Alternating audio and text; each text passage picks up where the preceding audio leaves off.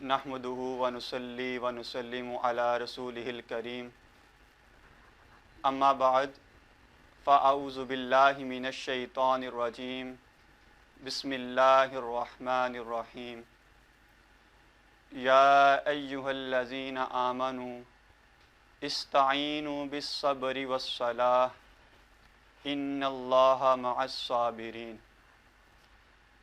صدق اللہ العظیم وبلغنا رسولہ النبی الامین المکین الحنین الرؤوف الرحیم۔ میرے نہایت ہی واجب الاحترام سامعین و سامعات، ناظرین و ناظرات، اللہ رب العزت کے خاص فضل و کرم سے اور نبی کریم علیہ الصلوۃ والسلام کے نالین پاک کے تصدق سے اللہ تعالیٰ نے ہمیں ایک بار پھر یہ موقع دیا کہ ہم رمضان المبارک سے برکت لے سکیں، فیض لے سکیں اور اپنی بخشش کروا سکیں۔ اور میں مشکور ہوں دارالعلوم نوریہ رضویہ جو مادر علمی ہے، اور اس کے علاوہ بسم نور ادب اور قبلہ 313 کہ جن کی وساطت سے یہ پیغام بذریعہ انٹرنیٹ پورے پاکستان میں پہنچ رہا ہے۔ عزیزان محترم، سیدی و سندی قبلہ سید ہدایت رسول شاہ صاحب رحمۃ اللہ تعالی علیہ، یہ آپ کی تربیت کا ثمر ہے کہ آپ کے طلاب جیسا ماحول ہو، جیسی فضا ہو، جیسا زمانہ ہو، اس زمانے کے مطابق لوگوں کی تعلیم و تربیت کا سماع کرتے ہیں۔ عزیزان محترم، بلا تمہید و بلا تکریس میں اپنے موضوع کی طرف آتا ہوں۔ اللہ تعالیٰ قرآن پاک میں ارشاد فرماتا ہے کہ یا ایہا الذین آمنوا استعینوا بالصبر والصلاۃ، کہ اے ایمان والو میری مدد چاہو نماز کے ساتھ، اور فرمایا کہ ان اللہ مع الصابرین، بے شک اللہ تعالیٰ صبر کرنے والوں کے ساتھ ہے۔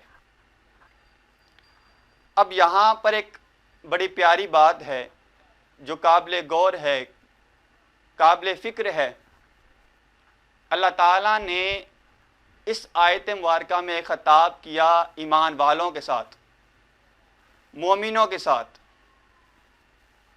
گویا کہ اللہ تعالیٰ جب قرآن پاک میں خطاب کرتا ہے تو کہیں فرماتا ہے یا ایہا الناس، جب عام بات کرنی ہو، ہر کسی سے بات کرنی ہو تو پھر وہ ناس کا لفظ استعمال کرتا ہے، تمام کو مخاطب کرتا ہے۔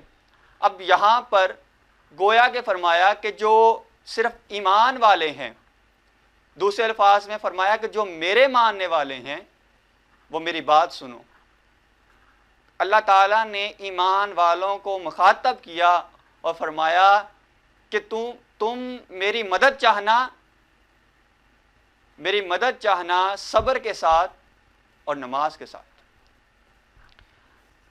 اس آیت مبارکہ میں دو چیزوں کا بیان ہے، سب سے پہلے صبر اور پھر فرمایا صلاۃ، نماز، اور اس سے قبل فرمایا کہ اے ایمان والو۔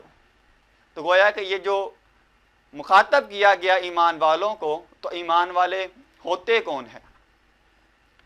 ایمان والوں کی تعریف کیا ہے، ڈیفینیشن کیا ہے؟ ایمان کے ضمن میں کون لوگ آتے ہیں؟ کون سے ایسے لوگ ہیں کہ جو آیت کے مخاطبین میں شامل ہیں؟ عزیزان محترم، جب خطاب مومنوں سے کیا تو پھر غور کرنے والی بات ہے کہ مومن کون ہوتے ہیں، ایمان کیا ہے، ایمان کی اساس کیا ہے، ایمان کی بنیاد کیا ہے، ایمان کی اصل کیا ہے؟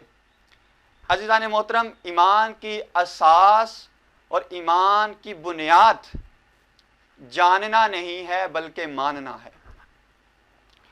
ایمان جاننے کا نام نہیں ہے، جانتے تو بہت ہیں لیکن مانتا کوئی کوئی ہے۔ تو ایمان نام جاننے کا نہیں بلکہ ماننے کا ہے۔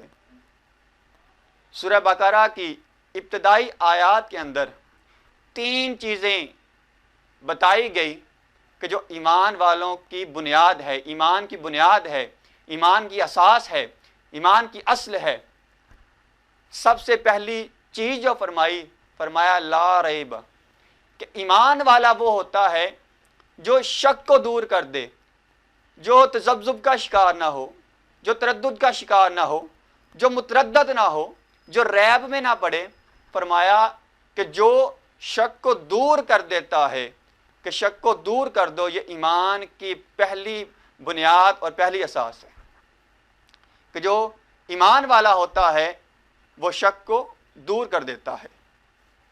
اور پھر دوسرا فرمایا کہ الذین یؤمنون بالغیب، کہ ایمان والے غیب پر یقین رکھتے ہیں۔ سادہ الفاظ میں یوں سمجھ لیں کہ وہ بن دیکھے مانتے ہیں اور بن دیکھے جانتے ہیں، وہ بن دیکھے ایمان لاتے ہیں۔ غیب سے مراد یہ ہے کہ جن چیزوں کو دیکھا بھی نہیں، جن چیزوں کا فہم اور ادراک عقل نہ کر سکے، جو ماوراء ہیں، جن کو دیکھا بھی نہیں، بس ان کو مصطفیٰ کے کہنے پر مان لیا، یہی ایمان ہے۔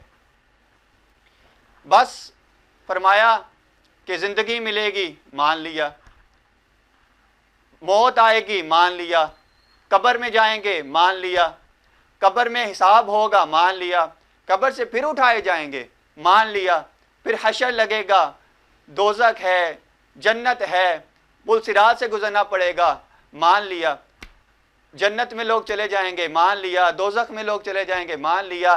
یہ سارا جو کنسیپٹ ہے بن دیکھے ہوئے، کہ جس کو دیکھا نہیں لیکن پھر بھی اس کو مان لینا، یہ ایمان کی بنیاد اور ایمان کی اساس ہے۔ اور فقط ماننا ہی نہیں بلکہ فرمایا کہ یقین کامل ہو۔ یقین کامل جب انسان کو حاصل ہو جاتا ہے تو وہ صحیح معنوں میں ایمان کی کیٹیگری میں شامل ہو جاتا ہے۔ اور جنہوں نے قرآن کے اس دعوے کو مان لیا، قرآن کے اس دعوے کو، کس دعوے کو؟ فرمایا کہ لا ریب فیہ، جو قرآن کے اس دعوے کو مان گئے، جنہوں نے اس بات کو تسلیم کر لیا، جنہوں نے اپنی عقل کو، اپنے ادراک کو، اپنے فہم کو، اپنی سوچ کو، اپنی وچار کو، ان تمام چیزوں کو قرآن کے سامنے سرنڈر کر دیا اور کہہ دیا کہ جو قرآن میں اللہ تعالیٰ ارشاد فرماتا ہے وہ حق ہے، وہ سچ ہے، جو اس بات کو ماننے، شک نہ کرے بلکہ شک کی گنجائش ہی نہ ہو۔ بس جنہوں نے قرآن کے اس فیصلے کو اور اس دعوے کو مان لیا کہ لا ریب فیہ، کہ اس میں کوئی شک نہیں، جو اس دعوے کا ماننے والے ہیں وہ مومن کہلائے۔ اور جو متردد ہو گئے، جو ریب میں پڑ گئے، جو شک و شبہات میں پڑ گئے، جنہوں نے کچھ عقل کی مانی، کچھ قرآن کی مانی، جو ان کی عقل نے تسلیم کیا اس کو سچ جانا، جو ان کی عقل نے تسلیم نہ کیا اس کو کہا کہ یہ جھوٹ ہے یا اس میں شک میں پڑ گئے، متردد ہو گئے، جو اس کیٹیگری میں آئے وہ منافق کہلائے۔ اور عزیزان محترم، جنہوں نے سرے سے ہی انکار کر دیا کہ یہ قرآن، یہ حدیث، یہ فرمان مصطفیٰ، اس تمام چیزوں کا انکار کر دیا، وہ کفار کہلائے، وہ کافروں کی کیٹیگری میں آئے۔ یہ 3 گروہ بن گئے، اور ان تینوں گروہوں میں سے اللہ تعالیٰ نے جن سے خطاب کیا وہ فرمایا کہ ایمان والے ہیں، یا ایھا الذین آمنوا۔ اور جب سورہ بقرہ کی ابتدا میں جب شک دور ہو گیا اور بن دیکھے انسان مان لیتا ہے، پھر ہوتا کیا ہے جب شک دور ہو جاتا ہے؟ فرمایا ھدی للمتقین، پھر یہ ایمان والوں کے لیے، متقین کے لیے ہدایت بن جاتا ہے۔ اور ہدایت کی اگر میں سادہ الفاظ میں تعریف کروں، ہدایت نماز پڑھنے کا نام نہیں ہے، یا فقط روزہ رکھنے کا نام نہیں ہے، یہ تو آگے چل کے احکامات آ رہے ہیں۔ یا نماز، صدقات اور زکوٰۃ کا نام اس کو جان لینے کا نام نہیں ہے، بلکہ ایمان نام اور ہدایت نام اس چیز کا ہے کہ جو بندہ اس چیز کو مان لے کہ باری تعالیٰ میری عقل میں، میری سمجھ میں، میرے فہم میں، میرے ادراک میں یہ بات آئے یا نہ آئے، تو نے فرما دیا، میں نے اس شک کو دور کر دیا، شک کی گنجائش ہی نہیں تیرے فرمان کے اندر، جو اس بات کو تسلیم کر لے پھر وہ ہدایت یافتہ ہو جاتا ہے۔ اور جو بندہ ہدایت یافتہ ہو جائے، اور ہدایت کا مقصد اور مطلب یہ ہے کہ بندہ تذبذب سے نکل کر یقین تک پہنچا دے اسے۔ ہدایت نام ہے بندے کو تردد سے نکال کر یقین کے محل پر لا کے چھوڑ دینے کا۔ ہدایت نام ہے انسان کو، مومن کو تذبذب سے نکال کر یقین تک پہنچا دینے کا۔ اور فرمایا کہ متقی کون ہے؟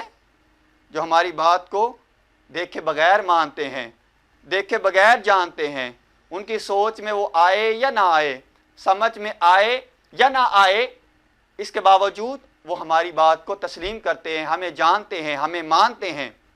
اور عزیزان محترم، یہ شک اور یقین میں جب فرق بیان کر دیا اور بتا دیا کہ شک میں نہ پڑے رہنا، ریب میں نہ پڑے رہنا، متردد نہ ہو جانا، تو یقین کامل جب تمہیں حاصل ہو جائے، اب جب تعلیم دینے سے پہلے نماز، روزہ، حج، زکوٰۃ، دیگر معمولات کی تعلیم دینے سے پہلے بندے کو یقین کا درس دیا، یقین کا حکم دیا کہ شک کو جڑ سے کاٹ دو، اور یقین کا شجر جب تناور ہو جائے، ایک تناور درخت بن جائے، تو تب انسان کا ایمان کامل ہوتا ہے۔ پھر انسان شک میں، ریب میں نہیں پڑا رہتا، پھر وہ یا ایھا الذین آمنو کی کیٹیگری میں آتا ہے، اس کے ضمن میں آتا ہے۔ صدیق اکبر رضی اللہ تعالیٰ عنہ، آپ کا بیٹا جو ابھی سلام قبول نہیں کیا تھا، اسلام کو قبول کرنے کے بعد اپنے باپ سے کہنے لگا کہ ابا جان، جنگ بدر میں ایک مرتبہ ایسا ہوا تھا کہ آپ میری تلوار کی زد میں آ گئے تھے، لیکن میں نے باپ سمجھ کے چھوڑ دیا، میں نے باپ جان کے چھوڑ دیا کہ آپ میرے باپ ہیں، آپ میرے والد ہیں، میں آپ کا بیٹا ہوں، میں نے اس رشتے کی بنیاد پر آپ کی گردن نہیں اڑائی۔ اب جواب سنیے یقین والوں کا، ایمان والوں کا، کہ جس میں جو شک سے دور ہیں، جن میں شک کی گنجائش ہی کوئی نہیں۔ فرمایا کہ بیٹے، وہ تو تھا کہ جس نے جنگ بدر کے اندر یہ سمجھ کے مجھے چھوڑ دیا کہ میں تیرا باپ ہوں، لیکن رب کائنات کی قسم، اگر تو میری تلوار کے نیچے آ جاتا تو اس خدا کو جس کو دیکھا بھی نہیں ہے اس پر ایمان لایا ہوں۔ فقط میرے مصطفیٰ نے کہا ہے، فرمایا کہ اگر تو میری تلوار کی زد میں آ جاتا تو میں کبھی خیال نہ کرتا کہ تو میرا بیٹا ہے، میں تیری گردن اڑا دیتا۔ اب یہ ہے یقین کی پختگی جو اللہ تعالیٰ کی ذات پر ہے۔ اور پھر اسی یقین کی وجہ سے آپ کو کیا منصب اور مرتبہ ملا، طویل واقعہ میں اس طرف نہیں جاتا، صرف اس آیت کی شرح کرنے کے لیے، سمجھانے کے لیے میں اس واقعے کو کوٹ کرتا ہوں۔ تفسیر ابن کثیر میں نقل کرتے ہیں کہ صبح کا وقت تھا جب نبی کریم علیہ السلام نے کفار سے اور لوگوں سے، مومنوں سے یہ بات کہی کہ میں رات کے تھوڑے سے حصے میں اپنے گھر سے مسجد اقصیٰ تک گیا، پھر وہاں سے سدرۃ المنتہا، وہاں سے علیین۔ اب ان کی بلا جانے کہ سدرۃ المنتہا کیا ہے، ایمان والے ہوتے تو جانتے، لیکن ان کی سمجھ میں مسجد اقصیٰ آئی اور کہا کہ کوئی بندہ رات کے تھوڑے سے حصے میں اپنے گھر سے چلا، مسجد اقصیٰ فلسطین میں پہنچا، پھر وہاں سے واپس آ گیا، اور تب تک اس کا بستر بھی گرم ہے اور آ کے نماز بھی پڑھ لی۔ اب ان کی عقل جو تھی وہ مسجد اقصیٰ تک محدود تھی، اور اسی کو لے کے وہ بیٹھ گئے، اور وہ کہنے لگے کہ آج محمد مصطفیٰ صلی اللہ علیہ وسلم نعوذ باللہ پھنس گئے، کہ انہوں نے ایک ایسی بات کی جس کو عقل تسلیم نہیں کرتی، جو فہم سے باہر ہے، ادراک نہیں ہو سکتا. لیکن ایمان والے وہ تو کہتے ہیں کہ لا شک کافی، کہ جو میرا محبوب کہہ دے، جو میرا ماہی کہہ دے وہی سچ ہے. عزیزان محترم، ابو جہل اور کفار علیہ صبح حضرت ابو بکر صدیق رضی اللہ تعالیٰ عنہ، جو ابھی تک ابو بکر ہیں، ان کے دروازے پر گئے، دروازے کو نوک کیا، اندر سے حضرت صدیق اکبر رضی اللہ تعالیٰ عنہ آپ آئے. فرمایا کیا بات ہے، صبح صبح اتنا رش کس چیز کا ہے؟ وہ کہنے لگے کہ تمہارے نبی نے اور تمہارے جس پر تم ایمان لاتے ہو، انہوں نے ایک دعویٰ کیا ہے جس کو عقل تسلیم نہیں کرتی. فرمایا کیا دعویٰ کیا ہے؟ تو وہ کہنے لگے دعویٰ یہ کیا ہے کہ رات کے تھوڑے سے حصے میں وہ اپنے گھر سے چلے اور اپنے گھر سے چل کے مسجد اقصیٰ تک پہنچ گئے اور وہاں سے واپس بھی آ گئے. اب حضرت صدیق اکبر رضی اللہ تعالیٰ عنہ مسکرانے لگے. وہ کہنے لگے کہ ہم آپ سے یہ سوال کر رہے ہیں اور آپ مسکرا رہے ہیں. فرمانے لگے تم تو بہت چھوٹی بات کر رہے ہو. ارے میں تو آقا علیہ السلام سے یہ سن کر ایمان لے آیا، میرے مصطفیٰ نے فرمایا کہ میرا رب مجھ پر وحی فرماتا ہے، نہ میں نے وحی لانے والے کو دیکھا، نہ میں نے وحی بھیجنے والے کو دیکھا، نہ میں نے اس وحی کو دیکھا. میں نے تو مصطفیٰ سے یہ جان کر، یہ سن کر اس پر ایمان لے آیا کہ کوئی خدا ہے، ایک خدا ہے، وحی لانے والا ہے، قرآن نازل ہوتا ہے. ارے میں نے تو اس سے بڑی بات کی تصدیق کر چکا ہوں، ارے میں تو اس سے بڑی بات کو مان چکا ہوں. یہ مسجد اقصیٰ تو 4 قدم پر کھڑی ہے. گویا کہ مسجد اقصیٰ میں جانا اور واپس آنا یہ میرے لیے کوئی تعجب کی بات نہیں ہے. عزیزان محترم، جب یہ معاملہ نبی کریم علیہ السلام کی بارگاہ میں گیا، آقا علیہ السلام نے یہ سارا واقعہ سنا اور فرمایا کہ تو صدیق ہے، آپ صدیق ہیں، اور پھر صدیق اکبر کا لقب آپ کو ملا. تو یہ بات بتانے کا مقصد یہ ہے کہ جب یقین پختہ ہو جائے، اللہ اور اس کے رسول کی ذات پر یقین کامل ہو جائے، اس وقت پھر انسان متردد نہیں ہوتا، تذبذب کا شکار نہیں ہوتا. بس جو اس کے ماہی نے کہہ دیا وہی سچ ہے، جو اس کے آقا نے کہہ دیا وہی سچ ہے. سامنے جو چیز آ گئی، قرآن میں آ گئی، ایمان والے وہ ہیں جو اس کو تسلیم کر لیں. عقل کیا کہتی ہے، ادراک کیا کہتا ہے، فہم کس طرف جاتا ہے، اس کو چھوڑ کے، اس سے بالا تر ہو کے فقط اپنی سوچ کو، اپنی فکر کو، اپنی سمجھ کو، اپنے فہم کو، اپنے ادراک کو خدا کے فرمان کے سامنے سرنڈر کر دینا، یہی ایمان والوں کی نشانی ہے اور اسے ایمان والا کہتے ہیں. اور پھر فرمایا تیسری بات، 2 باتیں مکمل ہوئی کہ شک کو دور کر دینا اور بن دیکھے ایمان لانا. اور پھر یقین کامل جب بندے کو حاصل ہو جاتا ہے تو پھر کیفیت کیا ہوتی ہے. حضرت علی رضی اللہ تعالیٰ عنہ آپ فرماتے ہیں، بڑی خوبصورت بات ہے کہ یقین والا بندہ، اس کی اہمیت کیا ہے. فرمایا کہ یقین، اگر دل کو یقین کا حال نصیب ہو جائے، بندہ یقین والا بن جائے، فرمایا کہ صاحب یقین کی نیند شک والے کی عبادت سے بہتر ہے. کہ جو یقین والا ہے، صاحب یقین ہے، وہ سویا بھی ہوا نا، اگرچہ وہ نماز نہیں پڑھ رہا، سویا ہوا ہے، لیکن اس کا یقین کامل ہے. فرمایا کہ اس کے یقین کے کامل ہونے کی اہمیت یہ ہے کہ جو شک والا بندہ ہے، جو تذبذب کا شکار ہے، جو متردد ہے، وہ نماز پڑھ رہا ہے، عبادت کر رہا ہے، نوافل پڑھ رہا ہے، ساری رات جاگ رہا ہے. فرمایا کہ صاحب یقین کی نیند اس عبادت کرنے والے سے بھی زیادہ بہتر ہے، کیونکہ اسے یقین حاصل ہے. عزیزان محترم، جو پہلی بات آپ کے سامنے مکمل کی وہ یہ کہ اللہ تعالیٰ نے اس آیت مبارکہ میں خطاب کیا تو ایمان والوں کو، اور ایمان کی اساس اور بنیاد 3 چیزیں ہیں کہ انسان کا شک دور ہو جائے اور بن دیکھے مانے اور یقین کامل حاصل ہو جائے.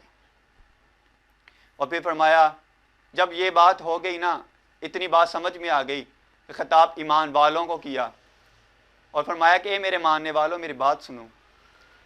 یہ جو لوگ ہیں، یہ منافق ہیں، کفار ہیں، یہ دیگر جو، ان کو سب کو سائڈ پہ کر دو ذرا. اور فرمایا کہ جو صرف مجھے ماننے والے ہیں، اہل ایمان ہے، وہ میری بات سنے. گویا کہ کوئی خاص بات کرنی ہے.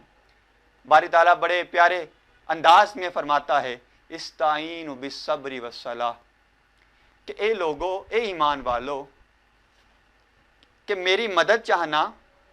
باری تعالیٰ کیسے تیری مدد چاہیں؟ فرمایا کہ صبر کے ساتھ اور نماز کے ساتھ. اور پھر آگے فرمایا ان اللہ مع الصابرین، کہ میری مدد چاہو صبر کے ساتھ. اب یہاں پر سوچنے کی بات یہ ہے کہ اللہ تعالیٰ نے جہاں ایمان والوں کو حکم دیا مدد چاہنے کا، وہیں ساتھ میں صبر کا حکم کیوں دیا؟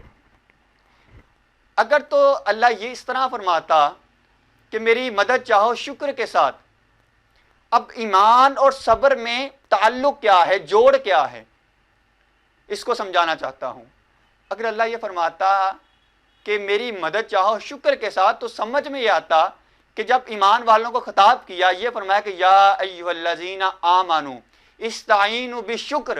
اگر یہ فرماتا کہ میری مدد چاہو شکر کے ساتھ، تو معلوم یہ ہوتا کہ جب تم ایمان لے آؤ گے تو تمہیں بہت زیادہ خوشی ملے گی، تمہیں بہت زیادہ آرام ملے گا، تم خوش رہو گے، دولت ملے گی، نعمتیں ملے گی، تمہیں غم نہیں آئیں گے، پریشانی نہیں آئے گی.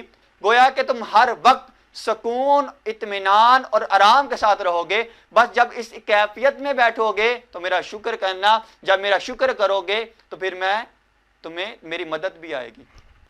یہاں پر یہ نہیں فرمایا، شکر کو ایمان کے ساتھ نہیں جوڑا. ہاں آگے جا کے سورہ ابراہیم کی آیت نمبر 7 کے اندر اللہ تعالیٰ نے ارشاد فرمایا کہ استعینوا، فرمایا کہ لئن شکرتم لازیدنکم، کہ اگر تم شکر کرو گے تو میں تمہیں اور دوں گا. لام تقید بانون تقید، میں تمہیں ضرور بضرور اور دوں گا. وہاں پر تو فرمایا کہ شکر وہ اگلی بات ہے، خیر وہ اس وقت میرا موضوع نہیں ہے.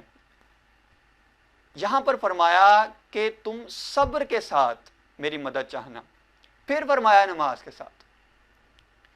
اب سوچنے والی جو بات میں نے آپ کے سامنے رکھی، فکر کی بات، کہ اللہ تعالیٰ نے شکر نہیں کہا. گویا کہ معلوم یہ ہوتا ہے کہ جو صبر ہے اس کا موقع اور اس کا محل کیا ہے. جب بندے کو پریشانی آ جائے، وہ پریشانی گھر کی ہو، وہ پریشانی اولاد کی ہو، وہ پریشانی پڑھائی کی ہو، وہ پریشانی دین کی ہو، وہ پریشانی کسی بھی قسم کی ہو، بزنس کی ہے، کاروبار کی ہے، وہ پریشانی تحریک کی ہے، وہ پریشانی تعظیمی ہے، وہ پریشانی مستقبل کی ہے، وہ پریشانی کسی بھی چیز کی ہے، یا کسی کے غلبے کی ہے، کوئی تنگ کرتا ہے، کسی بھی قسم کی پریشانی ہے. جب بندے کو پریشانی لاحق ہوتی ہے تو پھر اس وقت صبر ہوتا ہے. گویا کہ جو پریشانی کا محل اور موقع ہے، صبر کا جو موقع اور محل ہے وہ پریشانی ہے. کہ صبر تب ہوگا جب پریشانی آئے گی، صبر تب ہوگا جب تکلیف آئے گی، صبر تب ہوگا جب مصیبت آئے گی. جب انسان ان چیزوں میں گرا ہوا ہوگا اس وقت صبر ہوتا ہے. شکر تو پھر عیاشی میں، آرام میں، سکون میں، اطمینان میں ہوتا ہے نا. صبر کب ہوتا ہے؟ کہ جب پریشانی لاحق ہوتی ہے.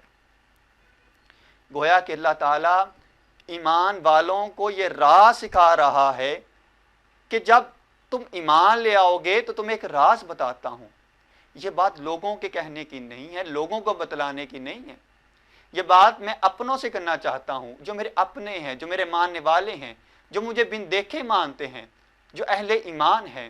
فرمایا کہ میری بات سنو، کہ جب تمہیں کوئی تنگی، تکلیف، مصیبت، پریشانی آ جائے تو پھر گھبرانا نہیں ہے، صبر کرنا ہے. یا اللہ یہ ایمان اور صبر کا جوڑ کیا ہے؟ فرمایا کہ ایمان اور صبر کا جوڑ یہ ہے کہ جہاں پر ایمان ہوگا وہاں پر مشکل ضرور آئے گی، جہاں پر یقین ہوگا وہاں مشکل ضرور آئے گی، جہاں پر ایمان ہوگا وہاں مصیبت ضرور آئے گی، جہاں پر ایمان ہوگا وہاں تنگ دستی ضرور آئے گی. ارے جب بندہ ایمان میں کامل ہو جائے، جب بندہ اس چیز کا دعویٰ کرے کہ باری تعالیٰ میں ایمان لے آیا، فرمایا کہ پھر کسی کو تو آزمایا جاتا ہے. ارے آزمایا اپنوں کو جاتا ہے، آزمایا یاروں کو جاتا ہے، آزمایا ان کو جاتا ہے جن پر مان ہو. غیروں کو کون آزماتا ہے؟ ارے جو جاننے والے یا ماننے والے نہیں ہیں انہیں کون آزماتا ہے؟ دشمنوں کو کون آزماتا ہے؟ آزمایا تو دوستوں کو جاتا ہے، آزمایا تو انہیں جاتا ہے جو اپنی صف میں کھڑے ہوں، آزمایا تو انہیں جاتا ہے جنہوں نے یاری کا دعویٰ کیا ہو۔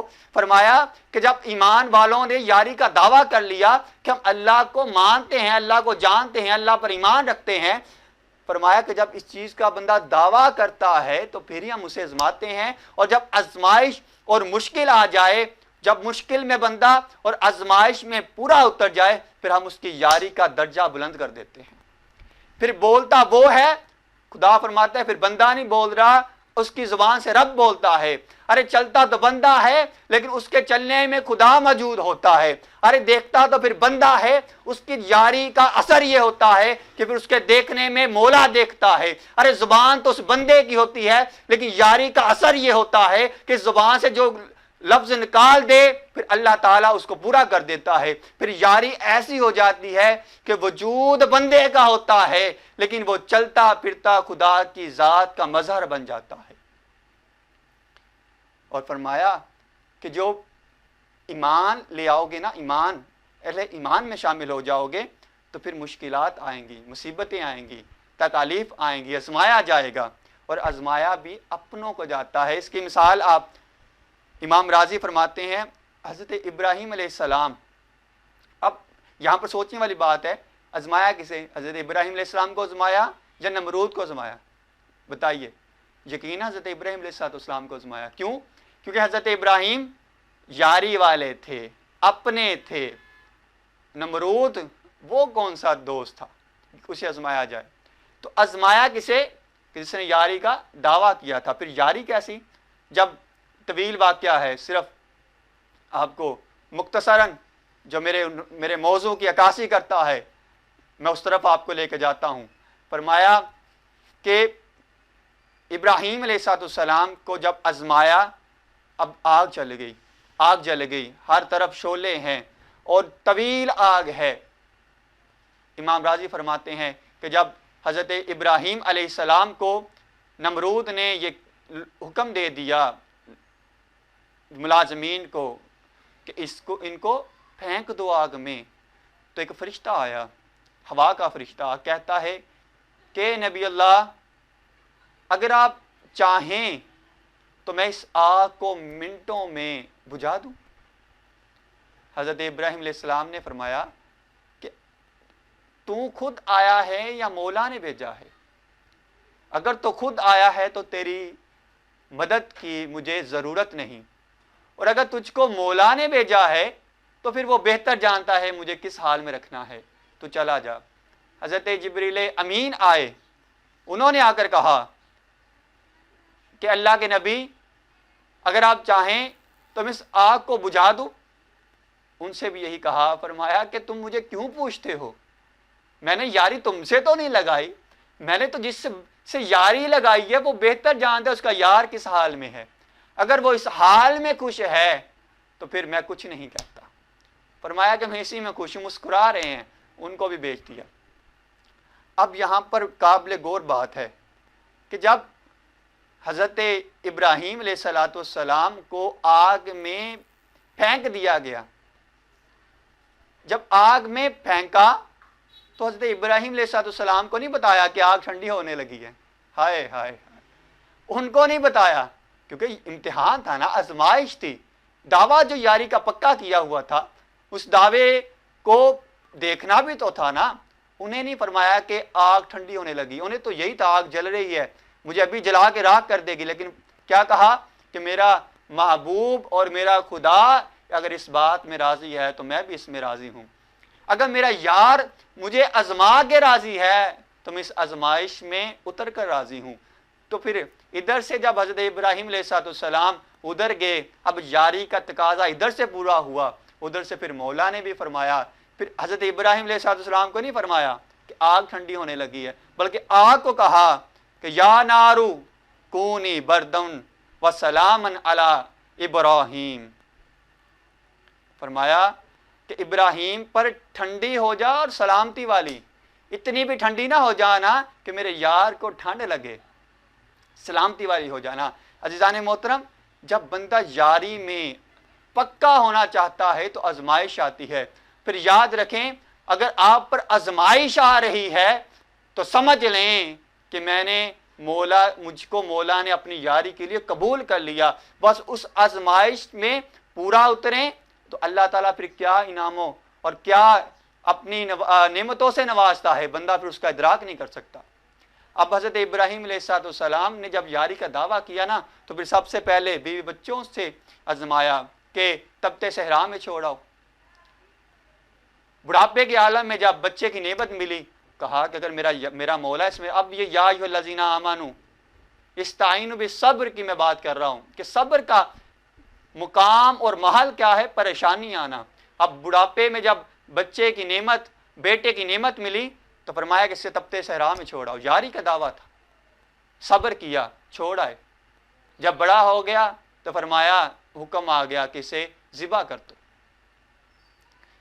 جب اس میں بھی پورا اتر گئے تو پھر آخر میں پھر خود کی ذات سے آزمایا. اور پھر کیسا آزمایا کہ پھر اللہ تعالیٰ نے اس آگ کو کہہ دیا کہ میرا پیارا آ رہا ہے، میرا یار آ رہا ہے، اس نے اپنی یاری کو پورا کر دیا، اب تقاضا یہ ہے کہ میں بھی یاری کو پورا کروں.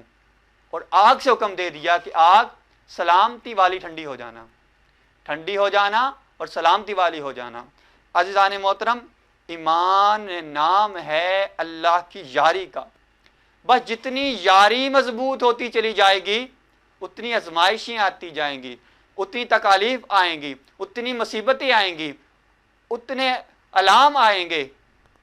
بندے جب تو یاری کا دعویٰ کر بیٹھے گا نا، جب یا ایھا الذین آمنو کے ضمن میں آنا چاہے گا نا، پھر یاد رکھنا یہ ساری چیزیں آئیں گی، مصیبتیں، تکالیف، مصائب آئیں گے. تو پھر کیا کرنا؟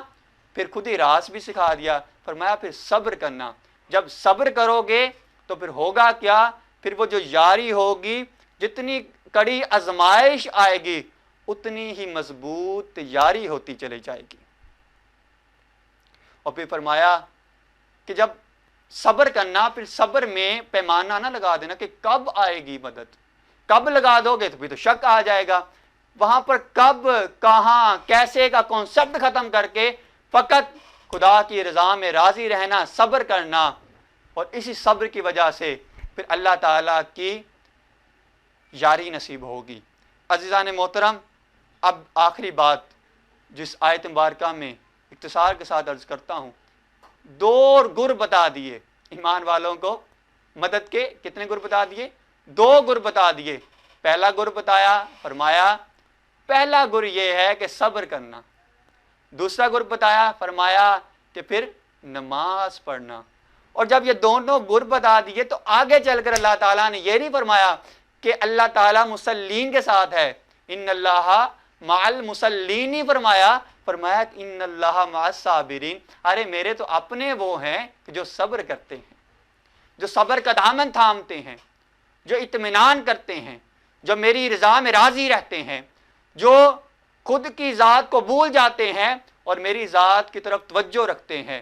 بس جب بندہ اللہ کی ذات میں پر ایمان لے آئے، اس کو مان لے اور ماننے کے ساتھ صبر اور استقامت کو قائم رکھے، یہی ایمان ہے، یہی ایمان اور صبر ہے، اور یہی ساتھ میں استقامت ہے. جب بندے کے اندر یہ 3 چیزیں آ جاتی ہیں وہ اہل ایمان کی کیٹیگری میں آ جاتا ہے. تو پھر اہل ایمان کی کیٹیگری میں آنے کی وجہ سے اللہ تعالیٰ جب اسے آزماتا ہے تو آزمانے کے ساتھ پھر اسے بلند درجہ بھی دیتا ہے. اور خود ہی بتا دیا کہ صبر کرنا، نماز پڑھنا، اور فرمایا کہ پھر میں اللہ ہو کے اگر تم صبر کرو گے نا تو تمہارے ساتھ ہو جاؤں گا. کیوں؟ ان اللہ مع الصابرین. اللہ رب العزت کی بارگاہ میں دعا ہے کہ رب قدوس ہمیں ہر حال میں صبر کرنے کی توفیق عطا فرمائے. یہ جو وبا آ چکی ہے، عذاب ہے یا کچھ بھی ہے، اس میں صبر کریں، نماز پڑھیں، نوافل پڑھیں، استغفار کریں، اللہ کی ذات پر بھروسہ رکھیں. اور زندگی کے اندر کبھی گھر کی پریشانی آئے، کبھی معمولات زندگی کی پریشانی آئے، کاروبار کی پریشانی آئے، بیوی بچوں کی پریشانی آئے، فیوچر کی پریشانی آئے، کسی چیز کی بھی پریشانی آئے، تو اس آیت کو سامنے رکھنا کہ اللہ فرماتا ہے کہ جو میرا ہوگا نا وہ صبر کرنے والا ہوگا. اللہ تعالیٰ سے دعا ہے کہ رب قدوس ہمیں صابر بنائے اور اپنی یاری میں سچا بنائے. وما علینا الا البلاغ المبین.